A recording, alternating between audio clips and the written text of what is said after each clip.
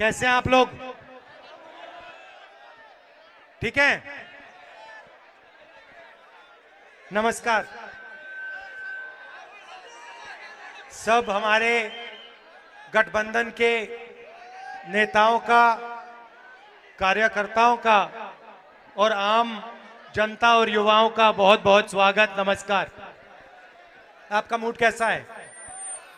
ठीक है? अरे जोर से जवाब दो, मूड कैसा है? ठीक है। तो पिछले साल हमने कन्याकुमारी से लेकर कश्मीर तक 4000 किलोमीटर की यात्रा की। उसको हमने भारत जोड़ो नाम दिया। और एक लाइन में मैं आपको 4000 किलोमीटर की कहानी बता सकता हूं। नफरत के बाजार में मोहब्बत की दुकान खोली, क्योंकि ये नफरत का देश नहीं है, ये भाईचारे का, मोहब्बत का देश है, एकता का देश है, इज्जत का देश है। और इसमें बीजेपी के लोग 24 घंटा नफरत फैलाते हैं, हिंसा फैलाते हैं, भाई को भाई से लड़ाते हैं। तो पहली यात्रा का यह लक्ष्य था। बहुत सारे लोग आए, हमें कहते हैं कि देखिए कन्याकुमारी से कश्मीर तक आप चले, मगर बाकी प्रदेशों का क्या होगा? गुजरात का क्या होगा? उड़ीसा का क्या होगा? असम का क्या होगा? झारखंड, छत्तीसगढ़।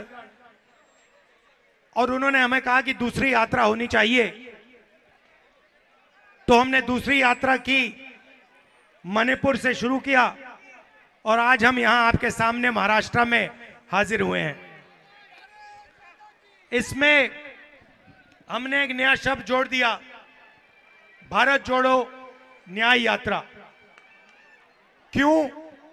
क्योंकि हिंसा का कारण, नफरत का कारण अन्याय है। और यह अन्याय गरीबों के खिलाफ, किसानों के खिलाफ, मजदूरों के खिलाफ, बेरोजगार युवाओं के खिलाफ हिंदुस्तान में हर रोज होता है। होता नहीं होता है? नरेंद्र मोदी ने हिंदुस्तान के सबसे बड़े अरबपतियों कितना कर्जा माफ किया? कितना?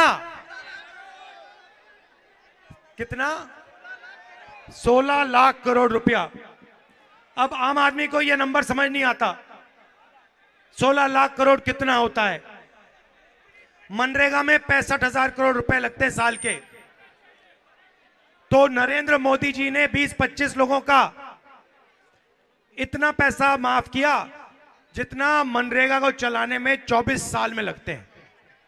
24 साल का मनरेगा का पैसा नरेंद्र मोदी जी ने अदानी जैसे अरबपतियों का माफ किया। किसानों का कितना किया? और ये जो हमारे ये जो एग्जाम लेते हैं, पुलिस का एग्जाम लेते हैं, अलग अलग एग्जाम लेते हैं, आईएएस आईपीएस का एग्जाम लेते हैं, इनका कितना कर्जा माफ किया इसने? 1 रुपया नहीं किया। मजदूरों का कितना किया? 1 रुपया नहीं किया। छोटे दुकानदारों का कितना किया? 1 रुपया नहीं किया। और सबसे अमीर लोगों का 16 लाख करोड़ रुपए इसने कर्जा माफ किया है। तो यह आर्थिक अन्याय है। हिंदुस्तान में 22 लोग हैं, 22 लोग जिनके पास उतना ही धन है जितना हिंदुस्तान के 70 करोड़ लोगों के पास है। एक तरफ 22 लोग, दूसरी तरफ 70 करोड़ लोगों को खड़ा कर दो। जितना पैसा उनके पास, उतना पैसा इनके पास। अन्याय है। तो इसके खिलाफ हमने ये यात्रा निकाली। अब आप मुझे बताइए, हिंदुस्तान में पिछड़े वर्ग के कितने लोग हैं? कौन बता सकता है यहां पे पिछले वर्ग के कितने लोग हैं? नहीं नहीं नहीं नहीं, देखो, कोई 70 कह रहा है, कोई 50 कह रहा है, कोई 60 कह रहा है। कितने हैं?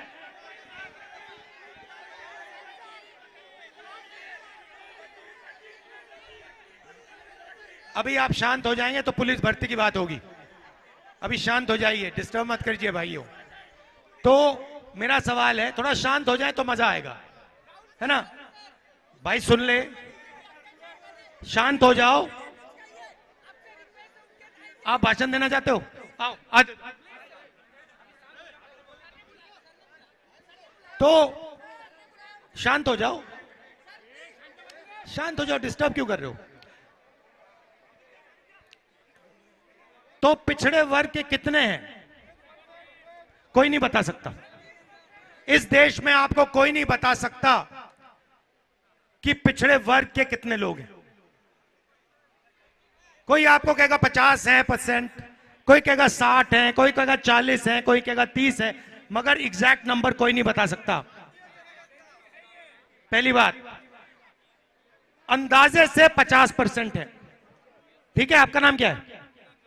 हाँ, यादव, जादव, ठीक है। दलित कितने हैं देश में? हाँ, कितने? 15%। आदिवासी कितने हैं? 8%। माइनॉरिटी के कितने? 15%। तो अगर ये सब जोड़ो कितना होता है? 50-15, 50-15, 65-15, 80 और 8, 88% है पिछड़े, दलित, आदिवासी, माइनॉरिटी। उसमें 5-6% आप गरीब जनरल कास्ट जोड़ दो, ठीक है? ये हिंदुस्तान की आबादी। अब मुझे बताओ, मीडिया में पिछड़े वर्ग के कितने लोग? कितने हैं? 0। आप चाहते हो तो मैं आपको दे दूंगा, हिंदुस्तान की मीडिया कंपनी के मालिक की लिस्ट मेरे पास है। उसमें आपको एक पिछड़े वर्ग का नहीं मिलेगा, एक दलित नहीं मिलेगा, एक आदिवासी नहीं मिलेगा, एक माइनॉरिटी नहीं मिलेगा, एक गरीब जनरल कास्ट का नहीं मिलेगा। अब फिर आपको बात समझ नहीं आती कि आपके मुद्दे उठाते नहीं वो कैसे उठाएंगे? वो आपके हैं ही नहीं। इनके बड़े बड़े जो जर्नलिस्ट हैं उनकी लिस्ट निकालो, मुझे दिखा दो हिंदुस्तान के बड़े बड़े जर्नलिस्ट में से। मुझे आदिवासी नाम दिखा दो, दलित नाम दिखा दो, पिछड़ा नाम दिखा दो, एक दिखा दो। एक नहीं मिलेगा आपको, एक नहीं है, ठीक है? पता नहीं, आप लोग शायद इसमें हिस्सेदारी नहीं चाहते। नहीं, पता नहीं चाहते हो नहीं चाहते हो, मुझे तो नहीं लगता। आपकी आबादी 90% है। इतना भी दम नहीं है आप में, इतना भी दम नहीं है आप में कि वहां अपने लोगों को बैठा दो। बात समझो, 90% आबादी है, उधर आप अपना एक आदमी नहीं बैठा पा रहे हो और फिर छाती फैला के घूमते रहते हो। सच है ना? 90% हो, एक बंदा नहीं बैठा पा रहे वहां पे। चलो ठीक है, मैं कहता हूं मीडिया में नहीं बैठा पा रहे, तो चलो हिंदुस्तान की सबसे बड़ी 200 कॉर्पोरेट को देखते हैं। ये जो अदानी वाली, अंबानी वाली कंपनियां हैं, इनकी भी लिस्ट मैंने निकाली। 200 सबसे बड़ी कंपनी हिंदुस्तान में, इनके मालिकों की लिस्ट निकाली, और इनमें जो सीनियर मैनेजर्स हैं जो इन कंपनियों को चलाते हैं उनकी लिस्ट निकाली। इसमें बता दो पिछड़े कितने? एक नहीं है। दलित 0, आदिवासी 0, गरीब जनरल कास्ट का 0। तो यहां भी आप नहीं हो। आप 90% हो। जो भी ये बेचते हैं आप खरीदते हो क्या? नहीं, शर्ट खरीदी ना आपने? खरीदी ना? जीएसटी कितना दिया आपने? आपने 18% दी। अगर अदानी वही शर्ट खरीदता कितनी देता? वो सेम देता, 18% देता। अदानी की आमदनी कितनी है? लाखों करोड़ रुपए की है। आपकी कितनी है? 40,000 रुपए की है। जीएसटी जितनी वो देता है उतनी आप देते हो। इनका धन कैसे बनता है? आपसे बनता है। 90% आप हो, जीएसटी आप देते हो, आपका उधर एक आदमी नहीं, बड़ी बड़ी कंपनियों में आपका एक आदमी नहीं। ठीक है, छोड़ो। अब मैं सोचता हूं कि यार शायद ये कॉर्पोरेट में अपने लोग डालना नहीं चाहते। शायद हिंदुस्तान का 90% हिंदुस्तान की किसी भी कंपनी को कंट्रोल नहीं करना चाहता। हो सकता है, पता नहीं, आप लोगों को पता नहीं क्या हो गया। तो फिर तीसरा सवाल पूछता हूं, कॉर्पोरेट में कोई नहीं है, मीडिया में कोई नहीं है, तो बताओ प्राइवेट जो स्कूल और कॉलेजेस चलते हैं जिसमें आप अपने बच्चों के लिए लाखों रुपए डालते हो, उसमें कितने तुम्हारे मालिकों की लिस्ट है? मेरे पास है। एक पिछड़ा नहीं, एक दलित नहीं, एक आदिवासी नहीं। अच्छा ठीक है, आपको प्राइवेट कॉलेज और यूनिवर्सिटी में भी भागीदारी नहीं चाहिए। चलो अस्पतालों की बात करते हैं। अपोलो, एस्कॉट्स, मेदांता, ये सब बड़े बड़े अस्पताल हैं जिसमें जब आप बीमार होते हो आप अपना पैसा डालते हो। इसमें कितनी भागीदारी तुम्हारी? इनके मालिकों की लिस्ट निकाली, सबकी निकाली है मैंने। मैं काम करके आता हूं, आपका एक आदमी नहीं है इसमें, एक नहीं है। 650 हाईकोर्ट के जज हैं हिंदुस्तान में, 650। मुझे बताओ 90% आबादी के कितने हाईकोर्ट जज हैं? 650 में से 5% के पास 550 और आपके पास 100, और वो भी छोटे छोटे केस करते हैं। और उनको रोज कहा जाता है ज्यादा बकवास मत करो, कोने में खड़े हो जाओ। तो मुझे बात समझ नहीं आ रही है। आप हो 90% और आपकी भागीदारी इस देश में है ही नहीं, कहीं नहीं है। चलो ठीक है, सरकार की बात करते हैं, बाकी सब छोड़ दो। आपको नहीं, हमें कुछ नहीं चाहिए, तो फिर मैं कहता हूं ठीक है भैया, कुछ नहीं चाहिए तो सरकार में देख लेते हैं। हिंदुस्तान के बजट को 90 आईएएस ऑफिसर चलाते हैं, 90 हैं, नाम दे दूंगा, अगले भाषण में नाम रख दूंगा यहां पे सामने। 90 हैं, ये हिंदुस्तान का पूरा बजट बांटते हैं। इस साइड भी देख लेता हूं, ले ये हिंदुस्तान का पूरा बजट बांटते हैं। रेलवे में कितना जाता है ये निर्णय लेते हैं। ये जो पुलिस वाले खड़े हैं, इनका हथियार कहां से आएगा, कैसे आएगा, ये निर्णय लेते हैं। इनकी वर्दी कैसे आएगी, ये निर्णय लेते हैं। पुलिस में कितना पैसा जाएगा, सेना में कितना पैसा जाएगा, अस्पतालों में, शिक्षा में, स्वास्थ्य में, सड़क में, हाईवे में, ये 90 लोग निर्णय लेते हैं। बात समझ आ गई? 90 हैं। 90 में से 90% के कितने हैं? मैं बताता हूं। 90 में से 3 पिछड़े वर्ग के हैं। आपकी आबादी 50%, मतलब अगर 2 लोगों को खड़ा कर दिया, एक पिछड़े वर्ग का है। सरकार में भागीदारी 90 में से 3, 90 में से 3। सिर मत हिलाओ, बात समझो। सिर हिलाने से कुछ नहीं होने वाला, हिलाते रहो जितना हिलाना है। 50 साल हिलाओ, कुछ नहीं होगा। पहले आपको बात समझनी होगी, इस देश में हो क्या रहा है। फिर सवाल उठता है, ये जो 3 अफसर हैं, 90 में से 3, इनके बजट में कितनी भागीदारी? 100 रुपए खर्च होता है हिंदुस्तान के बजट में, तो 50% वाले अफसर 5 रुपए का निर्णय लेते हैं। इनको पीछे बैठा रखा है।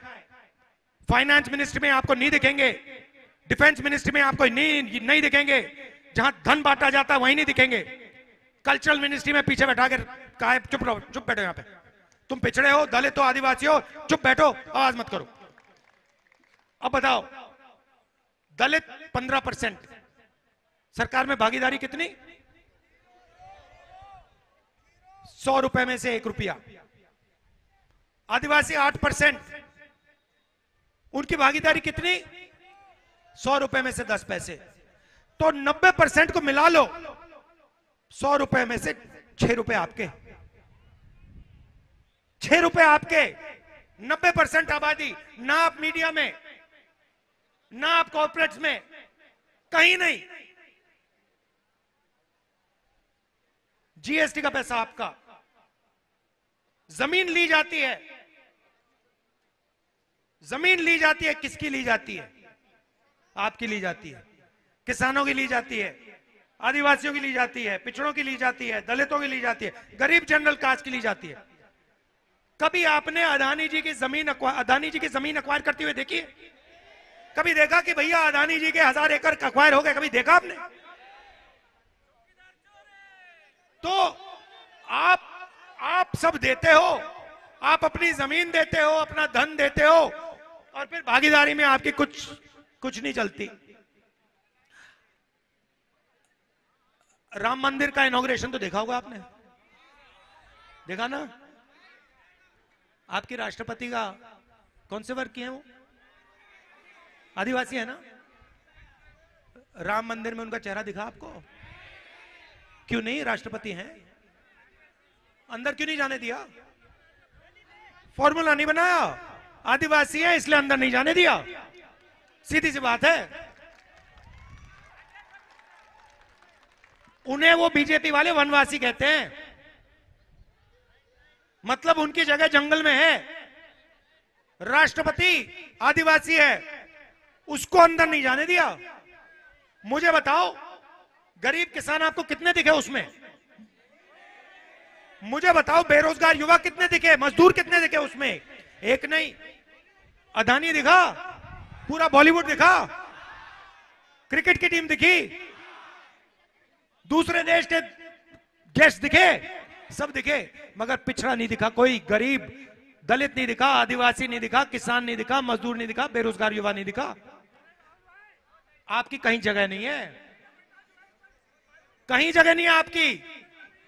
मैं आपको बता रहा हूं, आपकी इस देश में कहीं जगह नहीं है। और मुझे बात समझ नहीं आ रही, आप लोग कुछ कर क्यों नहीं रहे हो?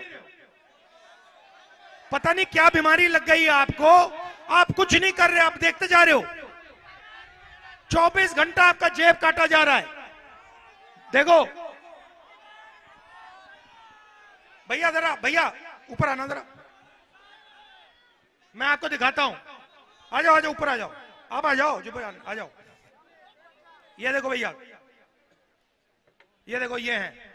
अब ये हिंदुस्तान की जनता है, ठीक है? अगर इसका आपको जेब काटना है, सबसे पहले क्या करना पड़ेगा? ध्यान भटकाना पड़ेगा ना। भैया देखो, बिल्डिंग की ओर देखो, ऊपर।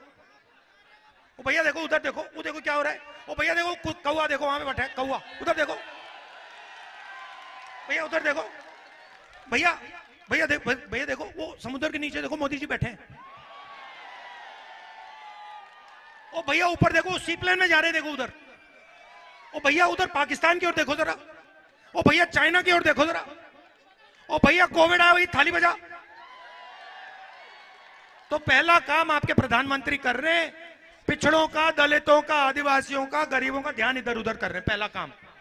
दूसरा काम भैया घूमना जरा, दूसरा काम अदानी कर रहा है, यहां से जेब काट रहा है। और तीसरे साइड पे अमित शाह जी खड़े, डंडा लिए, कहते हैं भैया किसी ने कुछ किया मारूंगा उठा के। CBI, ED, income tax department, ये आपके देश के साथ हो रहा है। और चोरी किसकी हो रही है? आपकी हो रही है। ये जो आए हैं बेचारे पुलिस जॉब वाले, बैठ जाइए, बैठ जाइए, ये पुलिस जॉब वाले आए हैं। पहले भैया पिछड़ों का, दलितों का, गरीब जनरल कास्ट का, आदिवासियों का, माइनॉरिटी का क्या कौन से रास्ते थे बताओ? ये तो आपके लिए बंद है। मीडिया बंद, कॉर्पोरेट बंद, प्राइवेट अस्पताल बंद, प्राइवेट कॉलेजेस बंद, तो रास्ते खुले कौन से थे बताओ? सरकारी नौकरियां खुली थी, इसमें आप लोग जा सकते थे। सेना खुली थी, उसमें आप लोग जा सकते थे। पुलिस की भर्ती होती थी, उसमें आप जा सकते थे, ठीक है? अब नया सिस्टम है। सबसे पहले आर्मी वाला बंद कर दिया, कहते हैं भैया आर्मी में अग्निवीर बनेंगे, 4 लड़के अंदर आएंगे, 3 को लात मार के बाहर कर दिया जाएगा। वो 3 पता है कौन होंगे? कौन होंगे पता है? वो 3 90% वाले होंगे, दलित, आदिवासी, पिछड़े, गरीब, जनरल कास्ट के लोगों उनसे कहेंगे भैया 3 साल 4 साल यहां काम करो, बाहर निकलो, गोली लगेगी, शहीद का दर्जा नहीं मिलेगा, पेंशन नहीं मिलेगी, कैंटीन नहीं मिलेगी। कैंटीन पेंशन किसको मिलेगी? वो एक बंदे को मिलेगी। तो आर्मी वाला रास्ता बंद, पब्लिक सेक्टर वाला रास्ता बंद, सारा का सारा प्राइवेटाइज कर दिया। BHEL, HEL, ये सारी जो संस्थाएं, रेलवे, ये एक के बाद एक प्राइवेटाइज हो रही हैं, वो रास्ता बंद हो गया। अब ये नया तरीका निकाला है। अब आपसे कहते हैं भैया एक काम करो, पुलिस की भर्ती है, पुलिस की भर्ती है, एग्जाम लो। आप क्या करते हो? उन्हीं 2-3% के जो ट्यूटर होते हैं, उनके ट्यूशन का चलता है पूरा, एग्जाम लेने के लिए आप उनको पैसा देते हो, कोचिंग करते हो, IAS की कोचिंग करते हो, IPS की कोचिंग करते हो, ये सब कोचिंग करते हो। फिर एग्जाम का टाइम आता है, सुबह आप एग्जाम लेने जाते हो, आपके सामने वही 1% वाला अपने मोबाइल फोन पे आपके बेटे को पेपर दिखा देता है, कहता है देखो ये लो पेपर, तुमने मतलब यहां पे 3-4 साल काम किया है, हमें कोई फर्क नहीं पड़ता, तुम्हें मरना है मर लो, पेपर तो हमारे हाथ में है, हमने खरीद लिया। तो पेपर लीक भी आपका दरवाजा बंद करने का तरीका है। फिर आपसे कहते हैं भैया देखो पेपर लीक हो गया, इस बार तो भर्ती नहीं होगी, भर्ती अगली बार होगी। तो आप मीडिया में नहीं, कॉर्पोरेट में नहीं, कहीं नहीं हो ना, तो हो कहां? मैं बताता हूं आपको कहां हो। मनरेगा की लिस्ट निकालो, उसमें आप भरे हुए हो। कॉन्ट्रैक्ट लेबर की लिस्ट निकालो, उसमें आप भरे हुए हो। दलित, आदिवासी, पिछड़े, गरीब, जनरल कास्ट के लोग ढूंढने ना, मजदूरों की लिस्ट निकालो, वहां आप लोग जितने नाम देखने देख लो। तो ये देश में चल रहा है, ये सच्चाई है देश की। आपका ध्यान इधर उधर भटकाया जाता है, आपका धन आपके जेब से लिया जाता है। 22 लोगों के पास उतना ही धन है जितना 70 करोड़ लोगों के पास है। मेरा सिर्फ एक कहना है, अगर किसान का 16 लाख करोड़, अगर अरबपतियों का 16 लाख करोड़ रुपया माफ हो सकता है, तो फिर किसान का भी कर्जा माफ होगा। मैं देखूंगा कैसे नहीं होगा। और अगर किसान का नहीं करना, तो फिर इनका मत करो। सही बात है ना? अब आप मुझे कहोगे राहुल जी आपने लंबा भाषण दिया धूप में, आपने हमें बता दिया कि हमारी भागीदारी नहीं है, जगह नहीं है, हिस्सेदारी नहीं है, तो करें क्या? मैं आपको बताता हूं। कभी चोट लगती है, अस्पताल जाते हो तो क्या होता है? एक्सरे होता है ना। डॉक्टर कहता है भैया इधर आओ, एक्सरे करो। मैं वही कह रहा हूं, मैं कह रहा हूं कि जाति जनगणना कर लो, एक्सरे कर लो देश का। जाति जनगणना से क्या होगा? जाति जनगणना से पता लग जाएगा, गिनती हो जाएगी, दलित कितने, आदिवासी कितने, पिछड़े कितने, सब गिनती हो जाएगी। उसके बाद कैसे नहीं करेंगे? मैं करवाऊंगा, आप लोग करवाओगे। देखो देखो, बात समझो, बात समझो। वो नहीं, आप 90% हो, आपने 90% ने कह दिया ना नरेंद्र मोदी हमें जाति जनगणना चाहिए, या वो करेगा फिर भाग जाएगा, या फिर भागेगा। 90% हो आप लोग, 90%। अपनी शक्ति समझो, अपनी पावर समझो, अपनी स्ट्रेंथ समझो। तो पहला कदम जाति जनगणना, और उसके बाद इकोनॉमिक, फाइनेंशियल और हिंदुस्तान की सब संस्थाओं का सर्वे। मतलब ये मीडिया वाले हैं ना, इनके सबके नाम निकालेंगे। ये जो 20-25 बड़े बड़े इनके मालिक हैं, सबके नाम निकालेंगे और पता लगाएंगे भैया हिंदुस्तान की मीडिया में दलित, पिछड़े, आदिवासी कितने हैं, लिस्ट निकालेंगे। सरकार में कितने हैं, कॉर्पोरेट्स में कितने हैं, प्राइवेट अस्पतालों में कितनी हिस्सेदारी है, कॉलेजेस यूनिवर्सिटीज में कितनी हिस्सेदारी है, मैनेजमेंट में कितने हैं।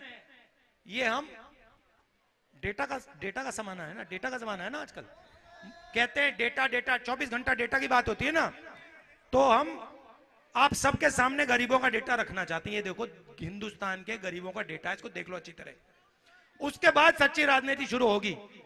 उसके बाद आप लोगों को बात समझ आएगी कि भैया हम हैं 90% और देश में हम कहीं भी नहीं है। तो ये जाति जनगणना ऐतिहासिक क्रांतिकारी कदम है।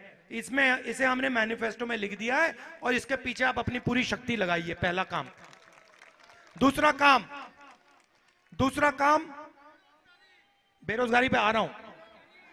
मैनिफेस्टो में हमने कहा है, क्रांतिकारी चीज कही है, हिंदुस्तान की सब गरीब महिलाओं को, चाहे वो कोई भी हो, खेती करे, मजदूरी करे, अगर वो गरीब है तो इंडिया गठबंधन की सरकार, कांग्रेस पार्टी की सरकार साल में उसे 1 लाख रुपए बैंक अकाउंट में दे देगी। साल में 1 लाख रुपए करोड़ों महिलाओं को। तो यह भी हमने अपने मैनिफेस्टो में लिखा है। और युवाओं से, जो आप बेरोजगारी के शिकार होते हो, 30 लाख सरकारी जो वैकेंसीज हैं उनको हम एकदम भर देंगे।